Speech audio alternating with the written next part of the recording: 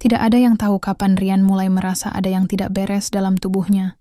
Beberapa bulan sebelum hari pernikahannya, ia mulai sering demam, lemas, dan mengalami gejala aneh.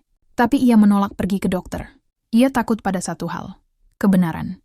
Namun kenyataan tak bisa ditolak selamanya. Suatu malam tubuhnya benar-benar kolaps. Diam-diam ia pergi ke rumah sakit. Diagnosisnya menghantam keras. Infeksi menular seksual, kronis.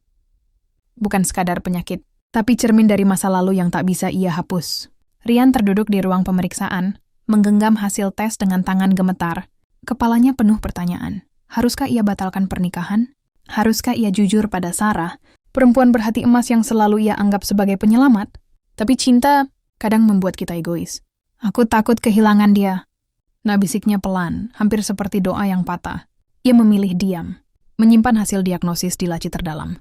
Minum obat diam-diam, tersenyum palsu setiap hari, menyembunyikan penderitaan dalam tubuh demi mempertahankan perempuan yang kini menjadi istrinya. Hari-hari berlalu. Ia menjalani pernikahan dengan bahagia, meski tubuhnya terus melemah. Setiap malam ia memandangi wajah Sarah yang tertidur, dan hatinya selalu dihantui oleh satu kalimat.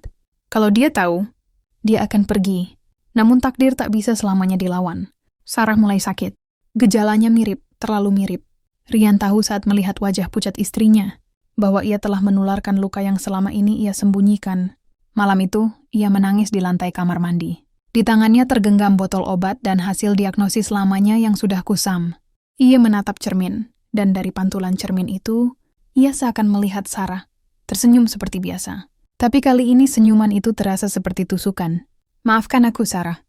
Aku terlalu pengecut untuk jujur. Esok harinya ia mengaku. Di ruang rawat inap saat Sarah lemah di ranjang rumah sakit, Ryan berlutut dan menangis. Aku tahu aku pantas kau benci. Tapi aku lebih takut kehilanganmu daripada apapun di dunia ini. Aku salah. Tapi cintaku padamu tak pernah palsu. Sarah tak berkata apa-apa.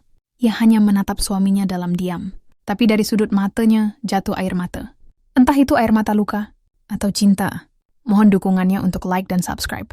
Saya doakan yang menonton video ini dilancarkan rezekinya dan dipanjangkan umurnya dan sehat selalu. Terima kasih.